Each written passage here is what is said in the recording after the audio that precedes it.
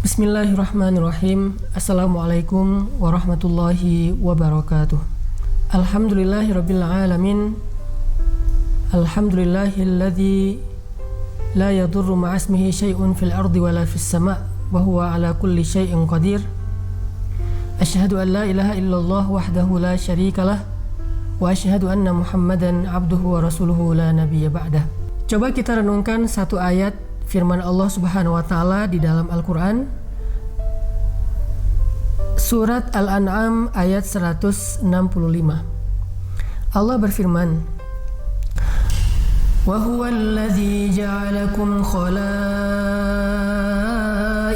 ardh wa huwallazi ja'alakum khalaifal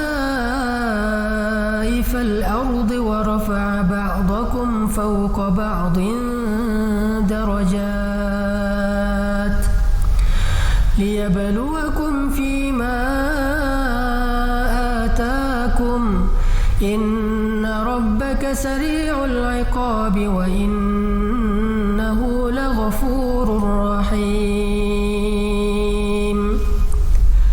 Dan dialah yang telah menjadikan kalian pemimpin-pemimpin di muka bumi, dan dia mengangkat derajat sebagian kalian atas sebagian yang lain untuk menguji kalian terhadap apa yang telah diberikan kepada kalian. Sesungguhnya Tuhanmu sangat cepat balasan iqabnya, dan sesungguhnya Dia Maha Pengampun lagi Maha Penyayang. Shadaqallahul Azim. Adik-adikku yang dirahmati Allah Subhanahu wa taala, kita adalah umat Nabi Muhammad SAW, dan takdir kita ketika Allah mengutus Nabi Muhammad adalah untuk menjadi umat yang memimpin dunia, baik sebagai satu umat maupun sebagai individu.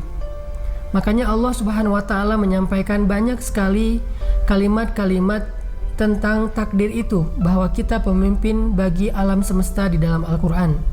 Di antaranya firman Allah, "Kuntum khaira ummatin ukhrijat linnas." Kalian adalah sebaik-baik umat yang dikeluarkan atau diutus kepada manusia. Atau wa kadzalika ja'alnakum ummatan wasatan litakunu syuhada'a 'alan nas. Dan demikianlah kami menjadikan kalian umat yang paling ideal, umat pertengahan, agar kalian menjadi saksi bagi manusia atau menjadi pemimpin atas manusia.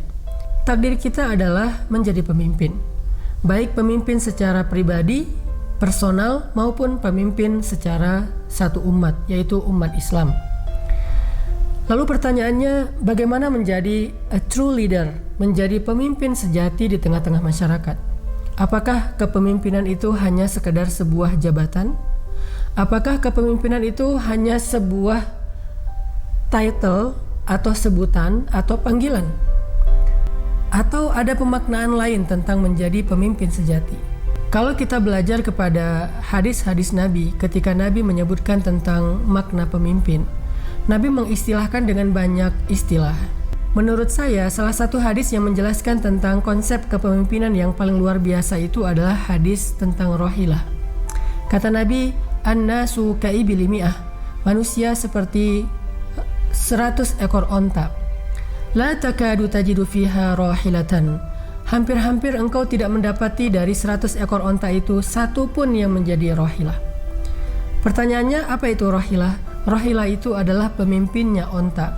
Kenapa pemimpin onta disebut rohilah? Kenapa tidak disebut jamal? Karena jamal artinya onta. Kenapa tidak disebut ibil? Karena ibil juga bermakna onta. Kenapa tidak disebut nakoh? Nakoh juga artinya onta. Kenapa rohilah? Karena dalam makna hadis tersebut, pemimpin onta itu bukan sekedar jenisnya dia adalah onta tertentu, tidak. Tetapi pemimpin onta itu dilihat dari sisi perannya di tengah-tengah kawanan onta yang lain. Dia adalah rohilah karena dia yang paling banyak mengangkut beban, dan karena dia yang paling tahu jalan untuk sampai ke tujuan. Jadi dua, satu, dialah yang paling banyak mengangkut beban, dan yang kedua, dialah yang paling tahu jalan sampai ke tujuan. Sehingga dari hadis ini kita bisa belajar tentang menjadi a true leader di tengah-tengah masyarakat, menjadi pemimpin sejati di tengah-tengah masyarakat. Gimana menjadi khalifah atau pemimpin sejati di tengah-tengah masyarakat? Jadilah dua, pengangkut beban dan yang menunjukkan jalan sampai ke tujuan, visioner. Sehingga untuk menjadi pemimpin di tengah-tengah masyarakat nggak harus terpaku harus dapat satu jabatan. Jabatan itu amanah, bukan kepemimpinan saja. Ada orang yang baru merasa dirinya menjadi pemimpin ketika dia mendapatkan jabatan dalam sebuah struktur organisasi. Lalu dia menjadi kecewa kalau jabatan itu ditanggalkan darinya, diambil darinya. Ini bukan pemaknaan kepemimpinan yang sejati dalam Islam.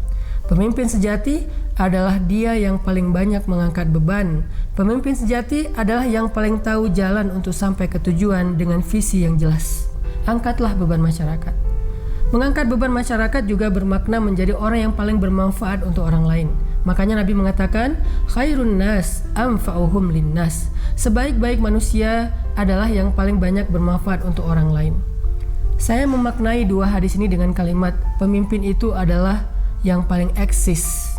Bukan yang dapat jabatan, bukan yang dapat titel tertentu, bukan yang dapat panggilan tertentu, bukan yang disebutkan namanya di sebuah struktur organisasi tertentu. Tapi pemimpin sejati adalah yang paling eksis di tengah-tengah masyarakat. Arti yang paling eksis, dia yang paling besar pengaruhnya kepada masyarakat. Dia yang paling ditunggu, diharapkan, dan dibutuhkan oleh masyarakat.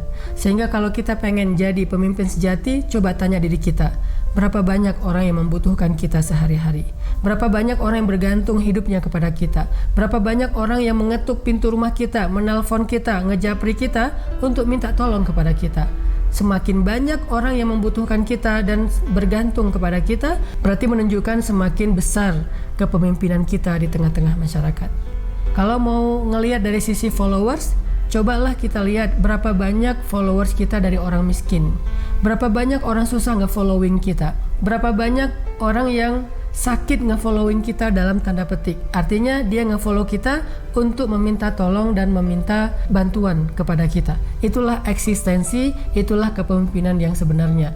Dan kita harus menjadi onta yang paling kuat mengangkut beban untuk menjadi pemimpin. Karena menjadi pemimpin kalau dia mengangkut beban paling ringan itu bukan pemimpin sejati.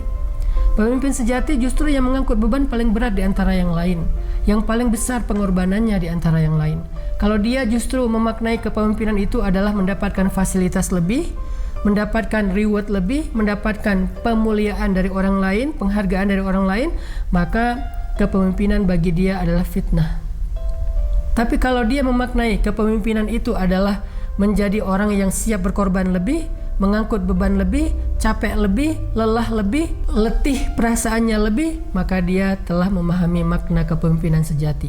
Kedua, untuk menjadi pemimpin, pahamilah visi.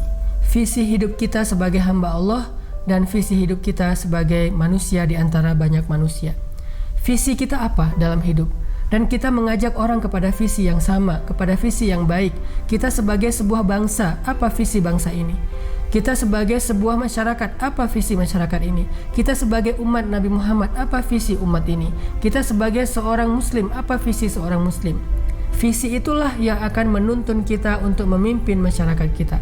Kita tahu persis jalan menuju kepada tujuan atau visi kita. Karena kalau seorang pemimpin tidak tahu visinya dan tidak tahu jalan menuju visi itu, maka dia pasti akan dipimpin oleh orang yang lain. Pemimpin paham betul visinya dan paham betul jalan menuju kepada visi itu. As details, dia tahu jalan itu secara detail, step by step. Sehingga ketika orang kehilangan arah, mereka akan bertanya kepada dia jalan untuk kembali on the track. Ketika orang bingung, mereka akan bertanya kepada dia. Ini yang dicontohkan oleh para anbiya dalam risalah-risalah dakwah mereka. Renungkan kisah Nabi Musa yang memimpin masyarakatnya, penduduk Bani Israel di Mesir kepada sebuah visi. Apa? Visi pembebasan dan kemerdekaan. Dan Nabi Musa tahu betul step by stepnya how to mendapatkan atau meraih visi itu.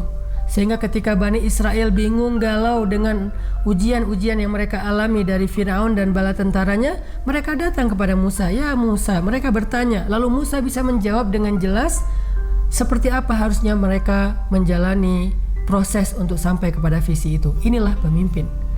Dan Nabi Muhammad SAW sendiri sebagai teladan semua umat manusia, terutama kita sebagai umat Nabi Muhammad, juga mengajarkan kepada kita seperti apa beliau menanamkan visi ke dalam benak para sahabat. Di antaranya ketika di Mekah saat kaum muslimin sedang tertindas dalam kondisi disiksa, Bilal juga dalam keadaan disiksa, Nabi SAW menyampaikan dua visi kepada mereka. Satu visi akhirat, kedua visi dunia. Visi akhiratnya kata Nabi, sabron ya ala Yasir, fa inna maw'idakumul jannah. Bersabarlah wahai keluarga Yasir, yaitu Yasir, Sumayyah dan Ammar. Sabron ya ala Yasir, bersabarlah wahai keluarga Yasir, fa inna maw'idakumul jannah, sungguh janji Allah untuk kalian adalah surga. Itu visi akhirat. Adapun visi dunia, Nabi mengatakan kepada para sahabat, bersabarlah, kelak Allah Subhanahu wa taala akan memberikan kepada kalian kunci gerbang Yaman, kemudian istana putih Persia di Madain, dan istana merahnya Romawi di Konstantinopel atau Istanbul sekarang. Ini janji Nabi, visi Nabi yang ditanamkan ke dalam benak-benaknya para sahabat. Sehingga dari awal dakwah di Mekah, para sahabat udah tahu mereka lagi menuju ke mana. Mereka secara spiritual menuju kepada Allah, dan secara sosial sedang menuju kepada pembebasan manusia dari perbudakan dan kezaliman di muka bumi. Persia, Romawi, Yaman, dan seterusnya. Inilah visi. Sampai ketika Nabi dalam peristiwa Khandak sedang menggali parit Khandak, kemudian Salman Al-Farisi merasa tidak mampu menghancurkan satu batu yang besar, maka Nabi membantu Salman dengan memecahkan batu itu dengan 3 pukulan. Dari setiap pukulan itu keluarlah cahaya yang benderang, dan setiap cahaya itu Nabi melihat kemenangan-kemenangan di masa depan. Cahaya pertama, Nabi melihat istana merah di Istanbul. Cahaya yang kedua, Nabi melihat istana putih di Madain, Irak atau sekarang Iran. Dan yang ketiga, Nabi melihat cahaya dengan gerbang Yaman yang terbuka untuk kaum muslimin. Saat itulah Nabi mengatakan, berbahagialah kalian, bersabarlah kalian atas ujian Allah hari ini, karena Allah menjanjikan untuk kalian 3 kemenangan besar di muka bumi. Itulah visi. Dan Nabi tahu persis jalan menuju ke visi tersebut. Lalu diajarkan kepada para sahabat seperti apa mereka harus melalui proses-proses sampai kepada tujuan tersebut. Lalu visi ini diwariskan kepada Abu Bakar As-Siddiq sebagai khalifah kaum muslimin pertama. Lalu diwariskan lagi kepada Umar bin Khattab, Utsman bin Affan, Ali bin Abi Thalib, sampai kepada Muhammad Al-Fatih. Itulah visi. Dan yang ketiga, menjadi seorang pemimpin adalah menjadi orang yang paling banyak menebar kebaikan, paling peduli, paling empati, paling banyak menolong orang lain, sampai semua orang bergantung dan berharap kepada dia. Jadilah orang yang dibutuhkan, jadilah orang yang dicari karena kebaikannya, jadilah orang yang dicari karena kedermawanannya dan kemuliaan hatinya. Maka saat itulah adik-adik sekalian sudah menjadi a true leader di tengah-tengah masyarakat. Tetapi di balik semua itu, walaupun kita menjadi pemimpin, jadilah seorang pembelajar. Karena titel santri itu bukanlah titel ketika kita hanya berada di sekolah.